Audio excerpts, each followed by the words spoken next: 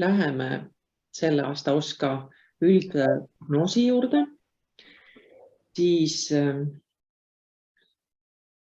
võib-olla veel nii palju sellest üldprognoosist, et sellist väljaannet me plaanime koostada iga 3 aasta tagant ja sellel korral siis prognoosi põhiliste peatükkide autor olin mina, sissejuhatava majanduse ja rahvastiku peatükki kirjutas Siim Krusell ja üldprognoosi alusena oleme me üles ehitanud uue OSKA andmemudeli, mis tugineb Statistikaameti andmetel, kuhu on hõlmatud ka kõikvõimalikud registrid, mis saavad prognoosi toetada, töötamise register, Maksu- ja Tolliameti muud andmestikud, haridusandmestikud, rändeandmestikud ja selle mudeli on üles ehitanud meie andmeanalüütik Rain Leomaa, kes räägib ka siis lõpuosas näidikulehtedest. Panin siia korraks ette,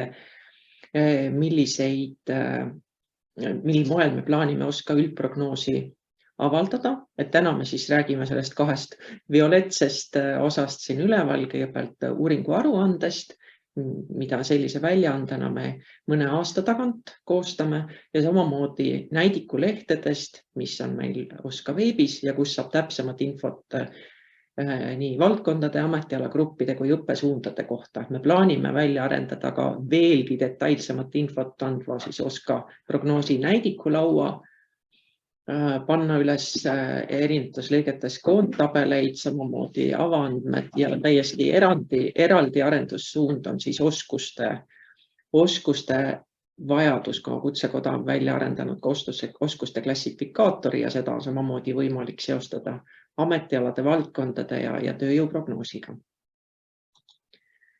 Ja veel mõne sõnaga taustaks, et me elame ärevatel aegadel, me ei ole veel unustanud koroonaviirust ja sellega kaasnenud segadust ja ärevust.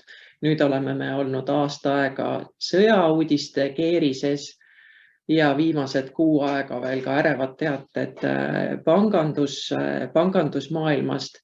Et võib oletada, et sellises olukorras ei ole lihtne prognoosida tulevikku. Me ei tea, mis lähituleviki toob, rääkimata kaugemast tulevikust. Aga selle taustal vaatasime pikemat aegrida, mis on juhtunud meie majanduses ja tööturul siin alates 90ndate teisest poolest ja neid kriise on siin päris palju olnud. Märkisime need siia aastate peale välgunooltena. Meil oli 90ndate lõpus Venemaaga seotud kriis, siis mida me veel valusalt mäletame, masu 2008, 9, 10. Siis seal vahepeal oli Kreeka panganduskriis, mis lõpuks väga tugevat mõju meie tööturule ei avaldanudki. Nüüd siis COVID ja Ukraina-Venemaa sõda. Ja meil on väike avatud majandus ja tõesti on nii, et peaaegu iga kord need kriisid raputavad meie majandust ja tööturgu päris korralikult. Praegugi oleme viimase kvartali SKP langusega siin Euroopa liidrite seas, aga samas, kui me vaatame positiivsema poole pealt, siis Eesti majandus, ta reageerib kiiresti, aga ta ka taastub kiiresti, et iga kord on meil majandus sellest võrdlemisi kiiresti välja tulnud ja seda võib öelda ka tööturu kohta. Et nii üllatav, kui see ka pole, mõned aastad peale kriisist taastumist on meil Eestis tööhõive olnud kõrgem kui enne kriisi ja ka nüüd 2022 me nägime rekordilist tööhõive määra 69,2% ja täiesti mõõdukat töötuse määra. Nii et sellele ajaloolisele kogemusele me saame tugineda, et need kriisid on Eesti majandus elanud siiani üle ja tulnud nendest välja tugevamana, samuti ka tööturg. Nüüd tööjõuprognoose tehes on väga oluline vaadata ju ka, mis toimub rahvastikuga. See on see ressurss, mida me saame kasutada. Ja kui me räägime rahvastiku vähenemisest, siis tegelikult viimasel 8 aastal vaatamata negatiivsele iibele on Eestis rahvaarv kasvanud. Tööealise rahvastiku kohta see pole alati kehtinud, kuid üldjoontes on rahvaarv igal aastal suurenenud ja seda rände tõttu. Ja mis juhtus rändega viimase aasta jooksul, seda me kõik teame, et meil on olnud suur pagulaste sissevool. Lõplikke sisserände andmeid ei ole veel avaldatud, need ilmuvad maikuus, aga selge on see, nagu siit jooniseltki näha, et see sisserändajate joon liigub nii-öelda graafikust välja, et neil on päris suur rahvastiku kasv. Aga see, mis teeb murelikumaks, on siin see all hall joon, mis tähistab loomulikku iivet. Ja kui meil aastaid oli sündide surmade vahe paar tuhat inimest, siis viimasel 2 aastal on see teinud murettekitava hüppe allapoole ja muret tekitab see ennekõike sellepärast, et siin ei ole paranemist nii lihtsalt loota.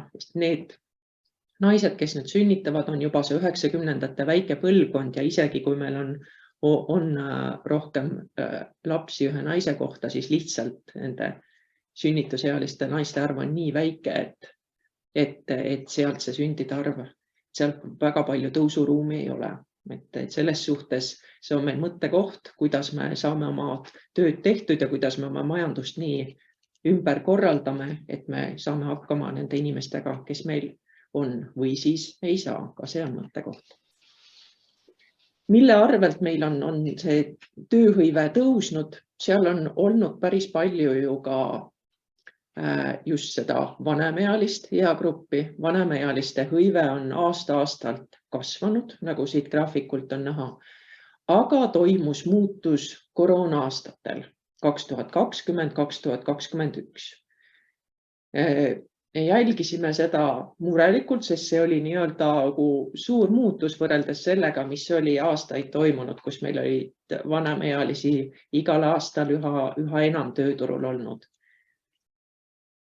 Aga nüüd, kui mõne nädala eest ilmusid eelmise aasta tööturuandmed, siis me nägime, et vanemaealiste tööhõive on taas kasvutrendis ja seda siis nii 60 kuni 65 aastaste kui ka tegelikult siis juba pensioniealiste seas, nii 65 kuni 70 aastaste seast, kellest käib tööl kolmandik, kui ka 70 kuni 75 aastaste seal, kellest on tööturul aktiivne veel iga 5. Vaatamata sellele on Eestis tööl ja Eesti tööturul ka arvestataval hulgal välistööjõudu. Siin on toodud tegevusalad, kes kasutavad enim välistööjõudu, nii siis protsentuaalselt kui ka arvuliselt. Me näeme siin esirinnas kinnisvarahaldus abitegevusi. Siin peab arvestama muidugi, et sellel tegevusalal on ka tööjõurendifirmad, nii et see on natukene kunstlik tulp, et sealt suur osa inimesi töötab tegelikult teistes sektorites. Aga kindlasti on kõnekas ehitussektori tulp ja samuti töötlev tööstus, mäetööstus, veanduslaundus, kaubandus, põllumajandus ja metsandus. Ja siin tuleb arvestada, et me näeme statistikas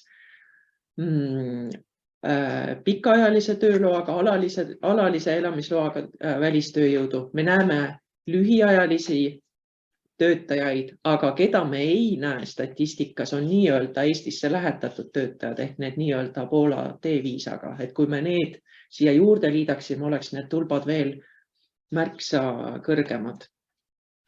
Ja tegelikult sarnast keelt näitab ka ametialade graafik, kus on siis toodud, millistel ametialadel on suhteliselt rohkem välistööjõudu. Samamoodi me näeme siin kõige pikemat tulpa ehitajate puhul ja kui see ehitajate seas tervikuna on üle 20%, siis kui me vaatame veel kitsamaid ehituse tegevusalasid, siis krohvijatest, betoneerijatest ligi pooled, samuti üldehitajatest, maalritest, müürseppadest, ehituse lihttöölistest, kolmandik välistööjõud.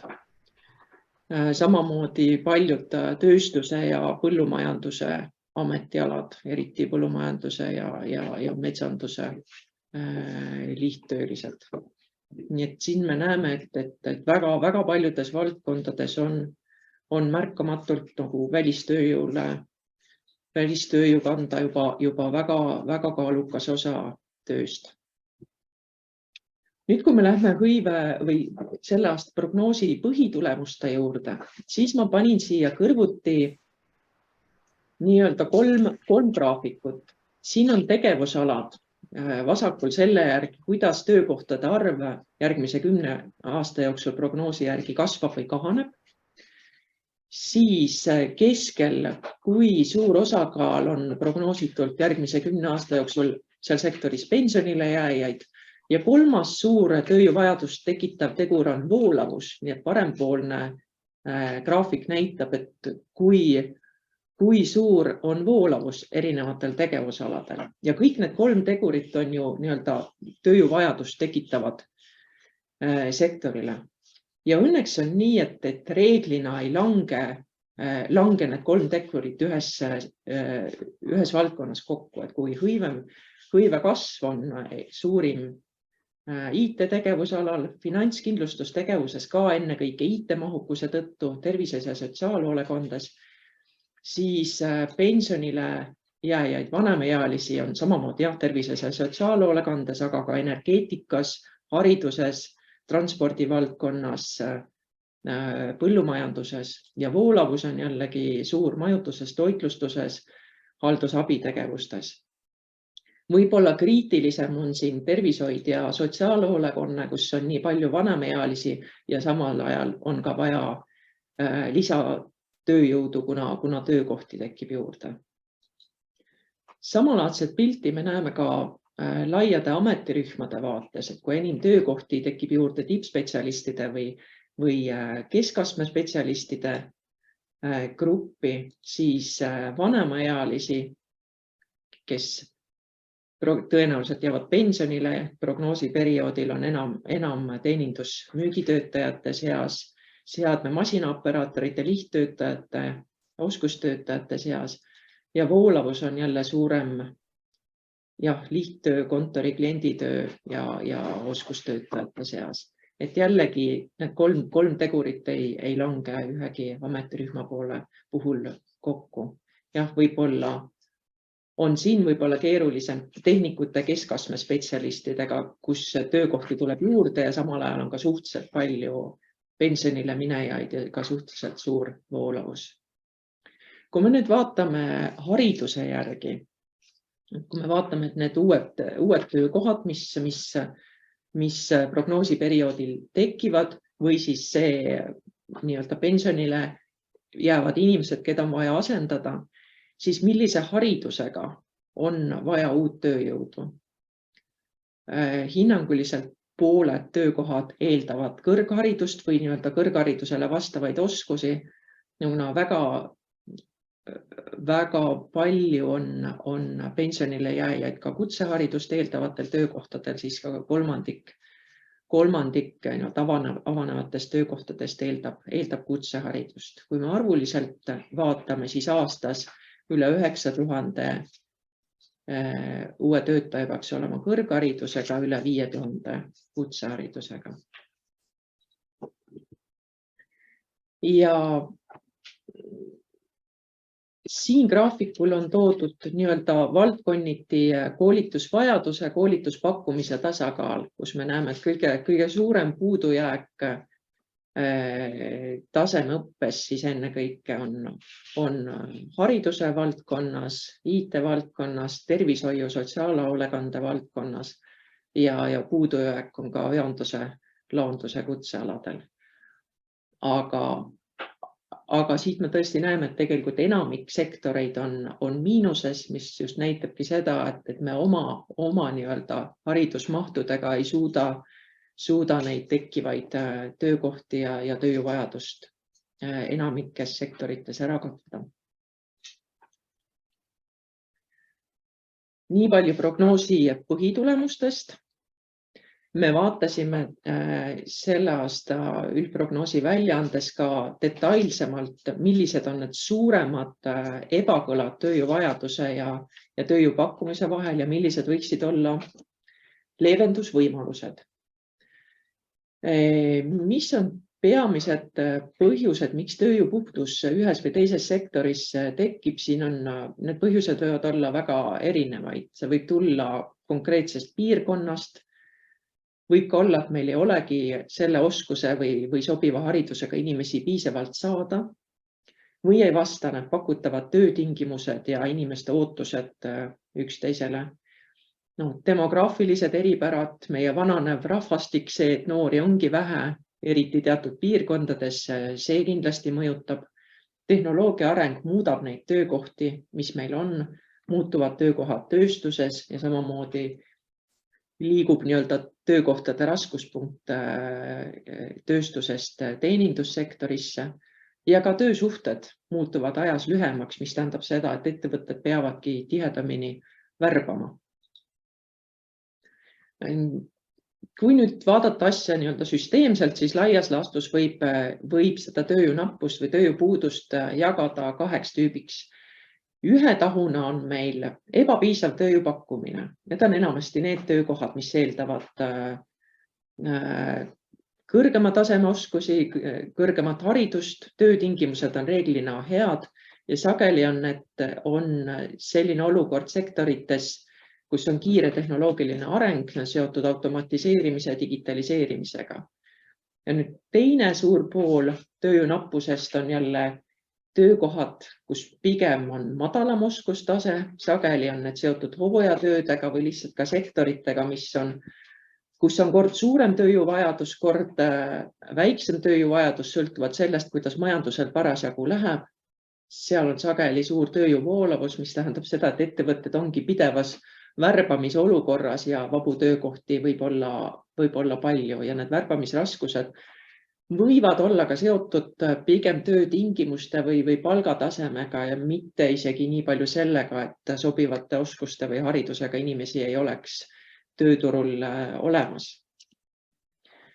Nüüd, kui me seda asja veel detailsemalt vaatasime, siis selle ebapiisava tööjõu pakkumise saab jagada omakorda veel 2. Et sealt selgelt eristuvad sellised kiired kasvualad, mis vajavadki palju tööjõudu. Meditsiinis näiteks õed, kuna õdede, hooldajate, arstide vahel tööülesandeid ja töökoormust jagatakse ümber ja seoses vananeva rahvastikuga ongi see valdkond kasvav.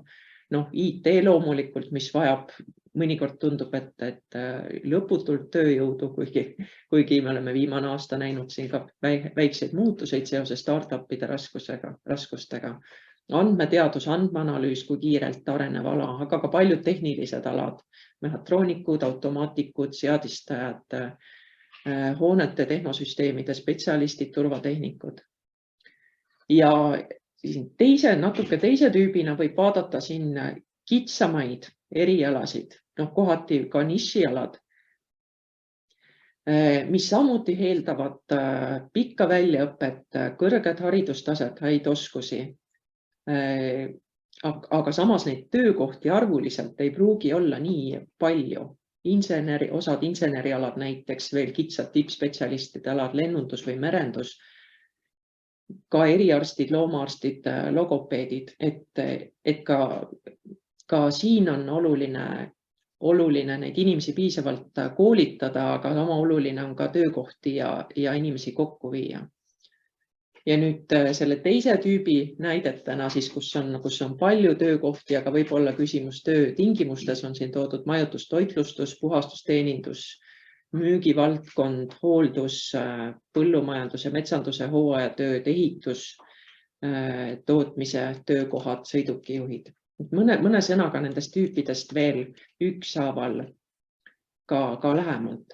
Ja siin veel, milleni me jõudsime, et tegelikult kõige keerulisem on nende kutsealadega, kus saavad need 2 poolt kokku, et kus me ühelt poolt eeldame pikka väljaõpet, häid oskusi ja teisalt on küsimused töötingimustega, nagu näiteks õpetajad, perearstid või vaimse tervise spetsialistid, et kus need inimesed ei pruugi töötingimuste tõttu olla valmis aastaid motiveeritud nendelt kutsealadel töötama.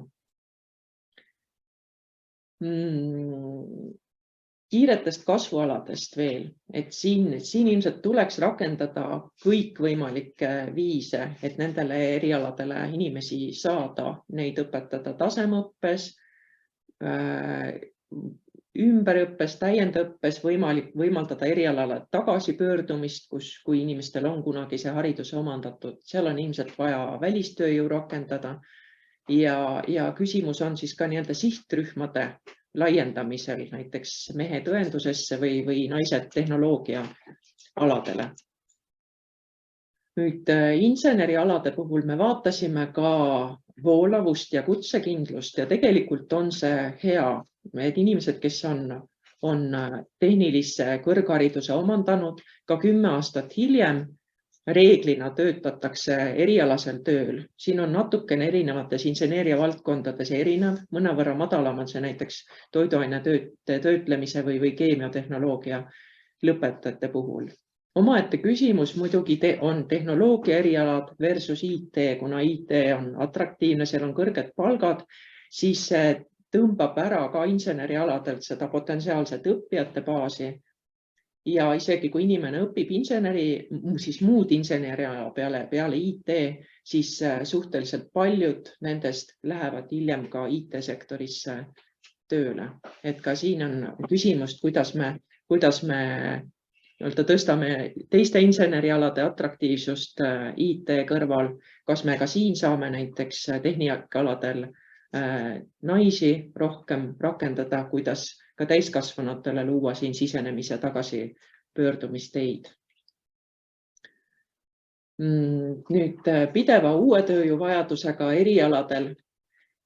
Siin on mitmeid haridusvaldkondi, kus hiljem võrdlemisi vähe töötatakse erialasel tööl. Ka see viitab, et siin me ilmselt ei lahenda tööjõuprobleeme koolitusmahtude suurendamisega, pigem peab vaatama, et kas see koolitus ja töökohad on omavahel optimaalses vastavuses.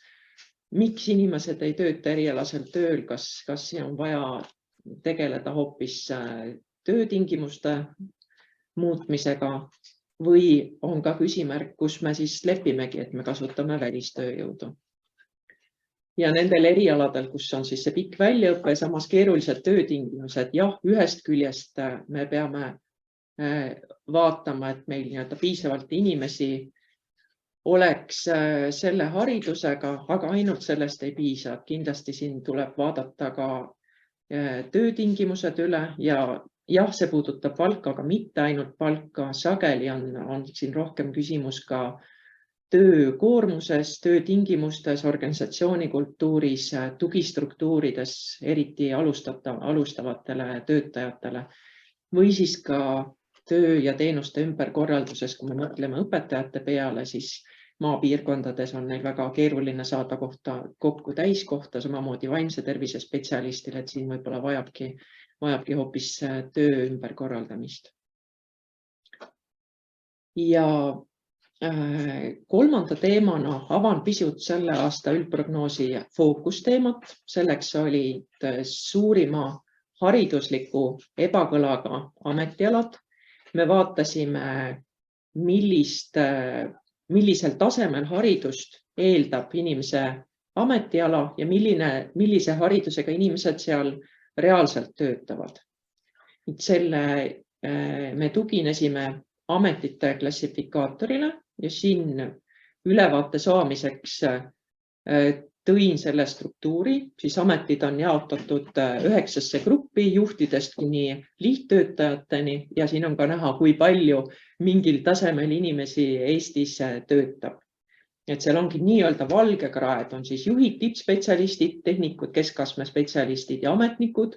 Ja me näeme, et Eesti tööjõustruktuur on selline tagurpidi kolmnurga kujuline, mis viitab arenenud majandusele, et arvuliselt enim on meil tippspetsialiste ja siis edasi tulevad 5.–9. tasemeni on siis sinikraede ametialad, teenindusmüügitöötajad, põllumajanduse, metsanduse oskustöötajad ja käsitöölised, seadme masinaoperaatorid ja kõige madalamat oskustaset eeldavad siis lihttööliste ametikohad. Nüüd selline võrdlus on kindlasti tinglik, sellepärast et inimese omandatud haridustase ei pruugi viidata tema praeguse hetke reaalsetele oskustele. Need võivad olla nii kõrgemad kui madalamad, haridus võib ju olla omandatud võrdlemisi ammu. Samamoodi see viide, milline haridustase, millises ametialagrupis on kõige sobilikum, see on teatud määral tinglik ja üldistav. Et see on ka rahvusvaheline kokkulepe, ka Eestis võib see mõne ameti puhul olla lihtsalt ka tavaks teisiti. Aga samas mingi viite probleemidele või mõttekohtadele see ikkagi annab, kui me vaatame, et kuhu ametirühmadesse koondub enam neid ebakõlasid või kus on inimeste haridustase selle eeldusega paremas kooskõlas. Millisel tasemel neid vastuolusid kõige rohkem oli? Kõige enam oli siis seda kõige madalamalt oskustaset nõudvatel ametialadel lihttööliste seas. Seal on eelduseks alg- või põhiharidus, need on tõesti kõige lihtsamad tööd, mis ei eelda mitte mingisugust tasemeharidust. Ja seal on Eestis 80% töötajatest eeldatust kõrgema haridustasemega, enamik kutseharidusega, aga kogu siis ametirühma peale ka viiendik kõrgharidusega. Ja siin me näeme ka siis koristajaid, kelle kohta me alguses küsisime, et 25% Eesti koristajatest on kõrgharidusega. Samamoodi 24% välimüüjatest ja teistest lihttöötajatest. Et hiljem võib-olla mõne sõnaga veel veidi lähemalt sellest.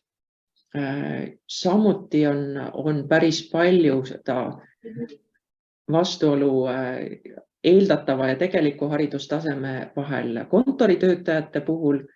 Kontoritöötajad, see on siis kõige lihtsamad kontoritööd, mis eeldavad kutse või haridust või üldkeskharidust ja seal on pooled töötajad, mis eeldatust kõrgema haridustasemega. Kõige rohkem torkas silma raamatupidamise kontoritöötajad. Need on need kõige lihtsamad raamatupidamistööd, kus 2/3 töötajatest on kõrgharidusega, kuigi siin kutseharidusest piisaks täiesti või isegi lühematest kursustest. Samuti need kõige lihtsamad assistenditööd, asjaajamise tugitöötajad, seal samuti pooled töötajad on kõrgharidusega.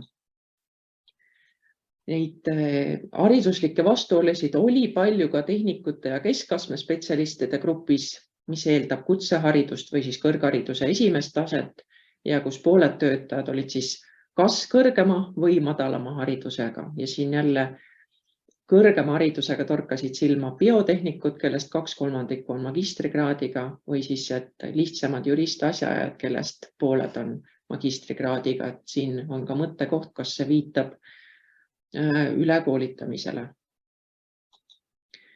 Nüüd me jagasime need ebakõlad ka erinevateks tüüpideks, et kui esmalt rääkida tüüpilistest mustritest, kus inimese haridustase on madalam, kui see ametikoht eeldaks. Et siin torkasid silma mitmed tehnilised valdkonnad, näiteks IT ja insenerialad, tehnikaalad, tööstusvaldkond, kus on eriti just IT-s väga paljudel inimestel ei ole seda formaalset haridustaset, mis nende töö eeldaks. Teame ka, kus see IT-s on tulnud, see on väga suures tööjõupuuduses, väga kiiresti arenev sektor, aga näiteks 90ndatel kindlasti oligi nendel töötajatel mõttekam õppida seda ametit töö käigus, kui võib-olla tasemeõppes ja ka praegu väga paljud õpivad seda töö käigus või siis katkestavad õpinguid, kui nad juba tööle lähevad. Aga nii mõnelgi ametialal see üldharidusega töötajate osakaal IT-valdkonnas oli väga suur. Ja see torkas silma samamoodi ka tehnikaaladel, kus paljudel töötajatel ei ole päris seda formaalset haridustaset, mis see töö võiks eeldada. Et ka siin on mõttekoht, kus see ilmselt viitab sobiva haridusega tööjõupuudusele. siin nii-öelda koorus välja ka sellised ametikohad, kuhu ilmselt kasvatakse tööele käigus, et kus võib-olla ei ole tingimata olnud vaja seda haridust omandada tasemeõppes, et näiteks töödejuhatajad, kus samamoodi töö käigus seda õpitakse. Ja siis veel terve eraldi grupp ametialasid, kus neid oskusi ongi võimalik omandada väljaspool formaalharidust või siis kutseõppest, näiteks kultuuriga seotud erialad, loomeerialad või spordivaldkonna töökohad või siis toitlustusega seotud töökohad, kust me ilmselt ei eeldagi alati kõrgharidust vastaval alal, kuigi neid inimesi loetakse tippspetsialistide gruppi. Ja nüüd teist tüüpi olukorrad, kus inimese haridustase on kõrgem, kui see kutseala eeldaks. Et siin on mitmed kohad, kust võib aimata tagant ülekoolitamist, vähemalt mingil perioodil, nagu näiteks õigus, või see võib olla ka bioteadustes või ka haldusjuhtimise erialal. Ja selliseid töötajaid me näeme palju siis sellel kontoritöötajad oskustasemel või ka keskastme spetsialistidena. Siis joonistavad välja ametikohad, kus töötab palju vanemaealisi inimesi, kes ilmselt juba liiguvadki karjääriredelil allapoole ja see on pigem võib-olla selline väärtuste ja filosoofiline küsimus, et kas me peame seda ühiskonnana normaalseks ja mõnel puhul võib see olla ka inimese enda valik teha teistsugust tööd, kui võib-olla tema haridus kunagi on omandatud.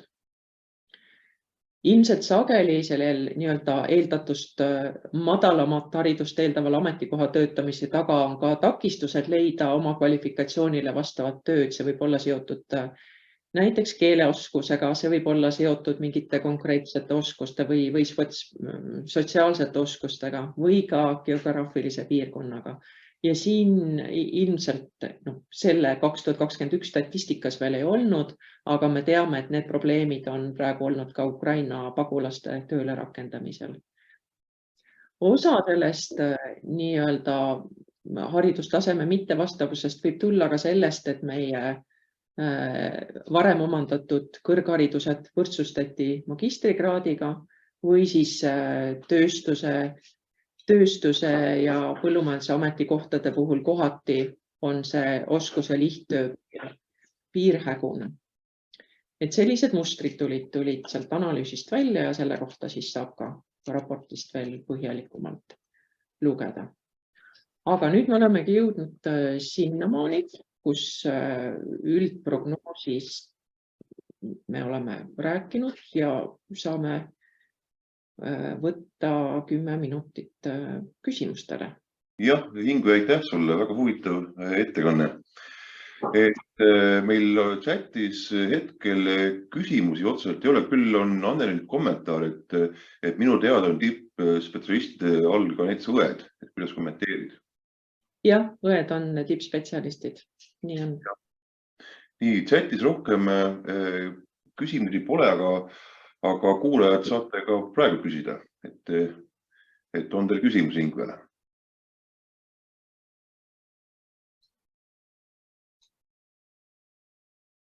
Jah, Kalle. Kalle tõstis ka. Tervist, jah.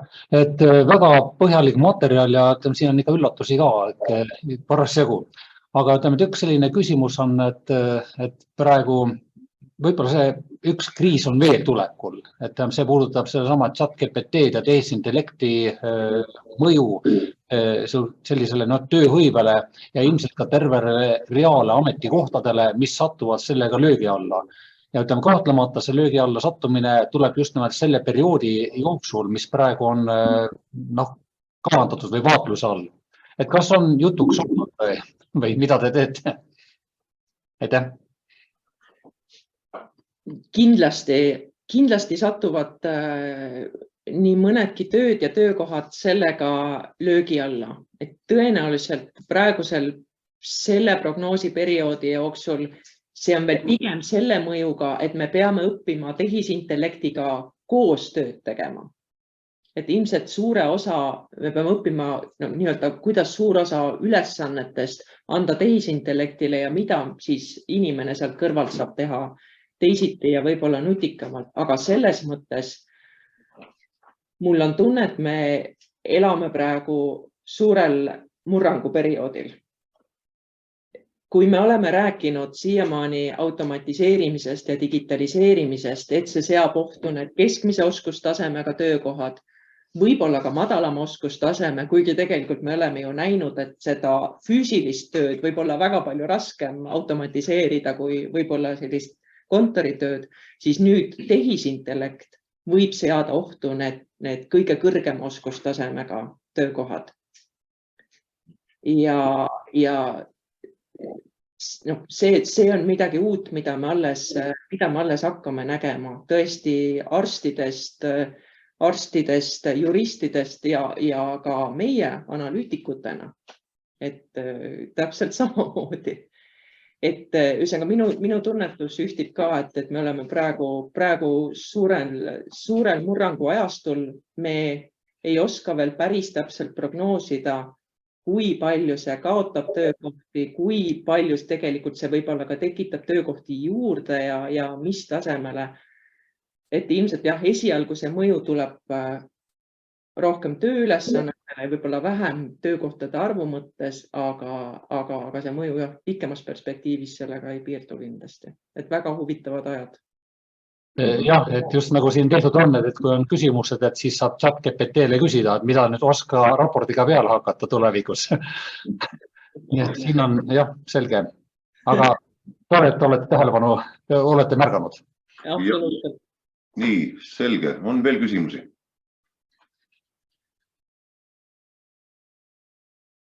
Nüüd ma näen chati, tuleb nüüd ka järjest küsimusi. Palju jah, aga lihtsalt kui hetkel ei ole suuliselt küsijaid, siis vaatame, mis on chatis. Chatis on tekkinud jah, päris palju küsimusi. Et sul oli üks slaid haridustaseme ebakõla mustrid, tüüpmustrid ja haridustase eeldatust madalam. Slaidil ei olnud kirjas üldhariduskooli õpetajaid. Kas selle sektori mure on meil tänaseks ületatud?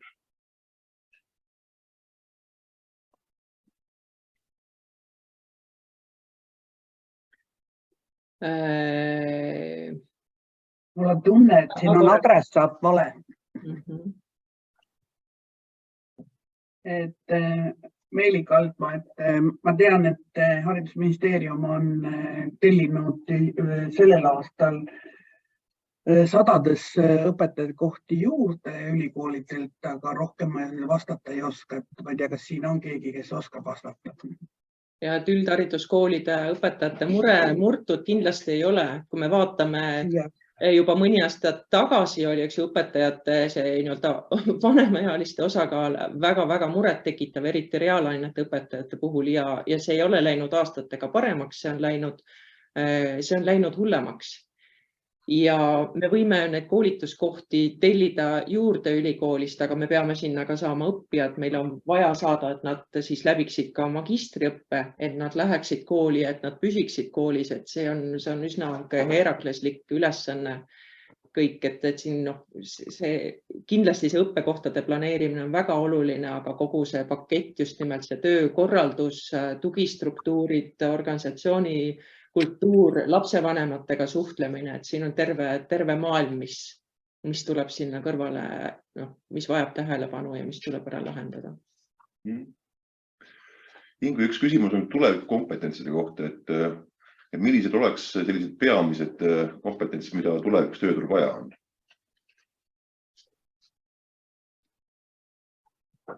Selle kohta meil oli ju ka päris huvitav uuring siin, ma arvan, et see pole nüüd aasta vanunegi, et nii-öelda üldoskuste uuring ja tõesti meie oska kogemus on ka see, et ükskõik millise valdkonnaga me läheme rääkima tulevikuoskustest ja tööjõuvajadusest, siis jah, on vaja selle valdkonna oskusi. Igal tööl on vaja juba ka tehnoloogia oskusi, tehnilisi oskusi, selle valdkonna spetsiifilisi IT-oskusi, aga alati jõutakse välja ka üldoskusteni ja on isegi tõesti nii, et kui me räägime IT-sektorist, mis on ülisuure vajadusega, siis kehvade üldoskustega IT mees või naine, tüdruk või poiss jääb ikka tööta, et seal on suhtlemisoskus, seal on analüüsioskus, seal on meeskonnatööoskus, õppimisvõime, eks ju, ennekõike tänapäeval ja probleemilahendusoskus, et need head üldoskused on ka A ja O. Siis on küsimus raamatupidajate kohta, et miks ta on üle kvalifitseeritud. Kas lihtraamatupidamise töökohti on rohkem kui juhtivate raamatupidajate töökohti? Seda küsib Margus Tammeraja, kes teab seda ise paremini kui mina. Et jah, mille ju nende ka väliskontsernide arvestuskeskuste või raamatupidamiskeskustega on tekkinud siia arvestatavalt ka neid selliseid lihtsamaid raamatupidamise töökohti, samas raamatupidajaid meil on tööturul päris palju. See ala on aastaid õppijaid huvitanud, selle aja lõpetajad on palju, et ilmselt see on siis need töökohad, mis lihtsalt on nagu praegu turul pakkuda ja mida nad leiavad.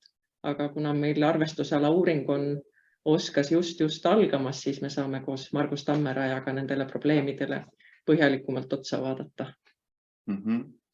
Kas me selle analüüsi pealt oskame ka soovitada nii kõrg- kui ka kutsehariduse tellimise osas või ka poliitikutele midagi öelda?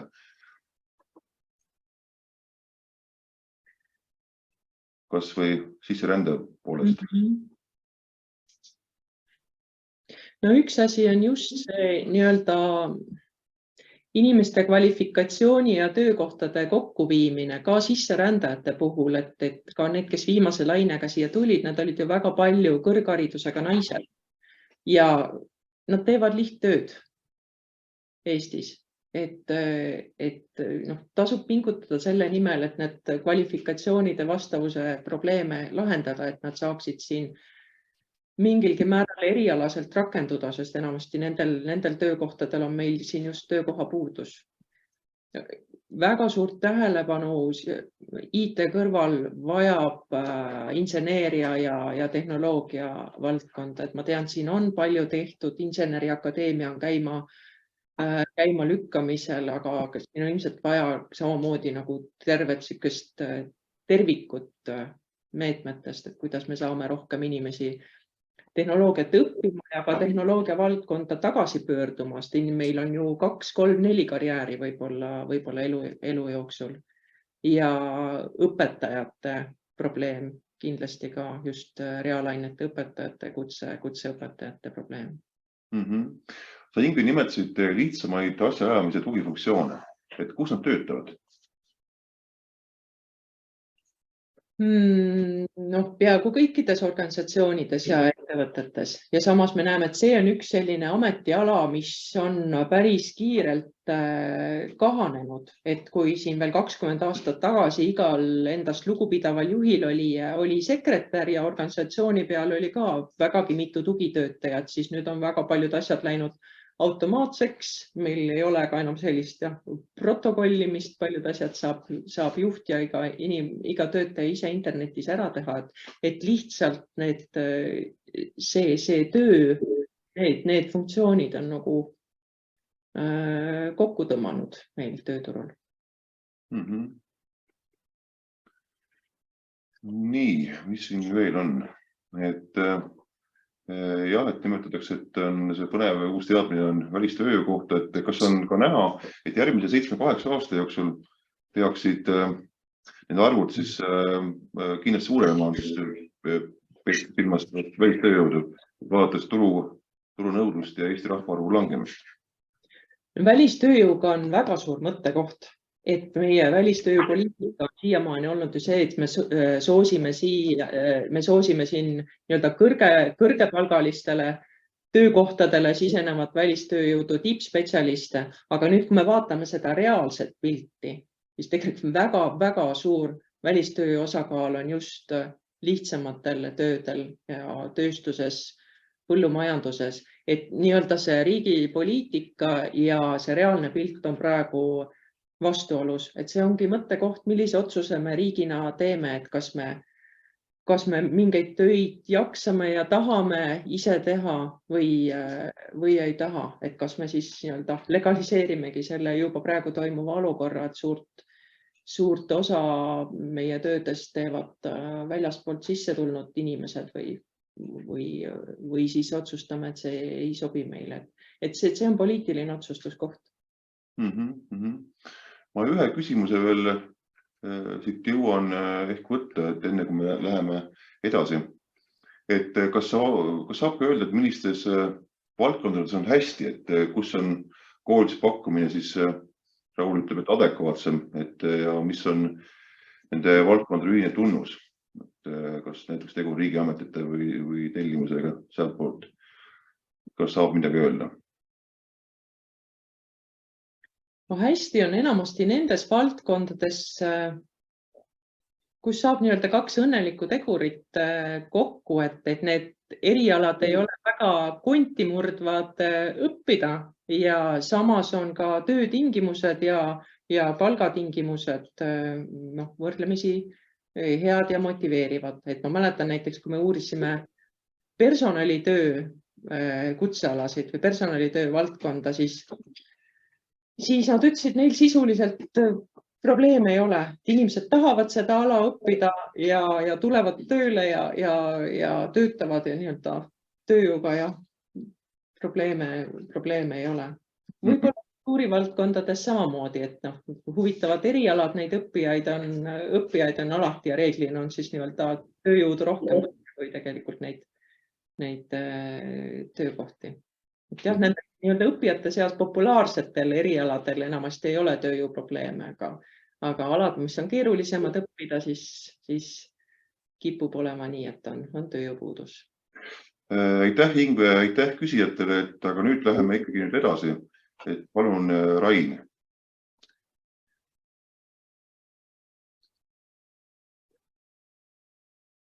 Tere, ka minu poolt. Mina olen Rain Leoma, ma olen OSKA andmeanalüütik ja mina räägin teile näidikulehtedest. Nüüd, näidikulehed on meil siis nagu andmetööriistad, nagu Maslow püramiidi keskmine osa. Et ma seletan selle kohe lahti ka, mida me selle mõtleme. Et kui me OSKA uuringuid teeme, siis me tegelikult kogume kokku väga palju andmeid, mis ei mahu meil uuringutesse ära, üldraportis, üldprognoosi mahu ära, aga need on meil olemas. Me tahaksime neid kindlasti kõigiga jagada. Ja siis me olemegi ehitanud erinevaid tööriistas. Et meie selle andmetööriistade alumisel astmel on siis praegu veel edu.ee karjäär, kus me siis avaldame andmeid ametite, ametialade kaupa ja see on rohkem suunatud karjäärivalikute tegijatele, ärinõustajatele, et saad ülevaadet, mis tööturul toimub, mida tasub õppida ja mis need ametid endas sisaldavad. Nüüd see, millest ma täna lähemalt räägin, on siis näidikulehed. Need on mõeldud samamoodi karjäärinõustajatele, aga juba ka poliitikakujundajatele, koolidele. Et need on sellised üldisemad, et nad ei ole nii detailsed ametite mõttes, kui on see edu.ee-s praegu olev sisud. Nad on natukene üldisemad, aga nad sisaldavad endas ka juba nagu hariduse vaadet, valdkondlikku vaadet ja nad on agregeeritumad. Ja seal, et miks me neid ei pannud üldprognoosi juurde, oli just see pool, et kui üldprognoosi me hakkame iga 3 aastaga uuendama, siis tegelikult andmed vananevad oluliselt kiiremini. Et näidikulehti meil on plaanis hakata uuendama iga aasta, keskmiselt arvatavasti 2–4 korda aastas. Et siis, kui valmivad OSKA valdkondlikud uuringud ja 1 korra aastas siis, kui meil uuenevad alusandmestikud. Ja tulevikus, mis ka Ingve alguses juba mainis, me tahaksime luua ka näidikulauad. Need on rohkem juba analüütiline tööriist, kus saab minna tegelikult selle informatsiooni kallale, mis on näidikulehtedes ja meil andmemudelis ja seda teha siis juba suhteliselt detailsel tasemel. Et minna ametikassikaatoris juba üksikute koodide peale ja vaadata koodide sisse ja kombineerida seal ka oma enda sobivat väljundit. Nüüd näidiku lehed leiab meie OSKA kodulehelt, et menüüst valides siis OSKA näidiku lehed, satutegi siia avavaatesse. Ja on grupeeritud meil siis hetkel siis 3 gruppi. On meil ametialagrupid, õppesuunad ja valdkonnad. Nüüd ametialagruppide vaates siis me anname siis ülevaate siis sellest, et mis on nagu selle ametiala siis nagu põhiline siis nagu sisend või et mida see nagu siis illustreerib seda. Et näiteks kui vaadates siia inseneritööstuse sisse, siis me näitame, kui palju me siis prognoosime siin tööjõuvajaduseks ja kui palju 10 aasta vaates ja kui palju meil on sellest tuleb siis hõive kasvus kahanemisest ja palju siis asendusvajadusest ja pensioni minekust. Samamoodi on siin meil ka, et saab jooniste vahel liikuda meil ka taustnäitajad, nagu näiteks see, et kui palju on suguvanus, muidugi palgapositsioon tööturul. Siis ka see, et millises kõrghariduse õppekava rühmas teil ametialast tullakse. Samamoodi kutsehariduse puhul. Me anname ka hinnangu, et kas need on pigem erialased ja mitte erialased õppekava rühmad, kus see liikumine toimub. Ja samamoodi muidugi ka välistööjõu pool. Et kui palju liigub sisse, palju on välja ja kui palju on siis välistööjõu osakaal hetkel siis 21. aastal, siis töötusregistri andmete järgi. Nüüd lisaks on siis võimalik vaadata ka õppesuundade järgi, et õppesuundade puhul siis me üritame enda prognoosi siis ümber arvutada siis õppesuundade vaatesse. Et see on tõesti üks vaade, mida me tahame tulevikus ka täiendada. Me oleme teinud siin lõpetajate prognoose õppesuundade lõikes. Me tahaksime siia hakata juurde panema ka seda, et kui palju on ka tööjõuvajadus õppesuundade lõikes ja hakata ka seda võrdlema, et sellega läheb meil veel natukene aega. Samamoodi siis, kui palju on ka lõpetajate nagu palgad tööturul ja ka see, et kuhu lõpetajad lähevad tööle. Nüüd, kuna siin on väga palju erinevat siis nagu tabeli informatsiooni, siis alati see kõik informatsioon ei ole ühes kohas koos, kus tegelikult teil on vaja seda vaadata. Et siis siin juures on see plussnupud, kus saab valida endale siis erinevate lehtede pealt endale meelepärane sisend ja vaadates üle vaata oma näidiku lehte. Ja seda koondab kõik selle, mis ta ju koondanud?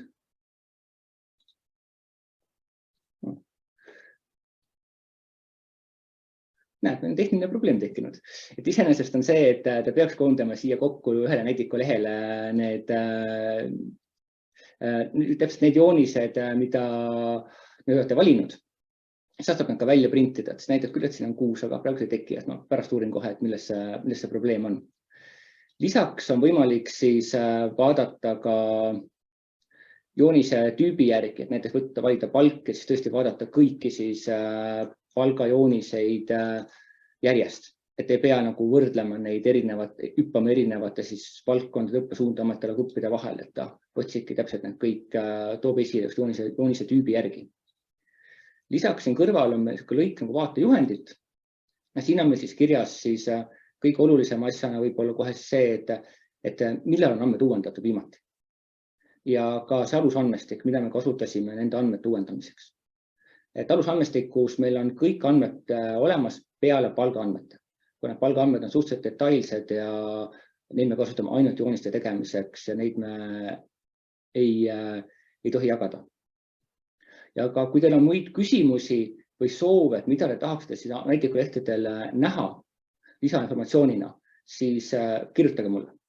Et me kaalume kõik läbi, et meil vähegi on võimalik need siia lisada juurde, siis me ühel hetkel need siia lisame. Sest me tegelikult tahame, et inimesed hakkaks seda kasutama.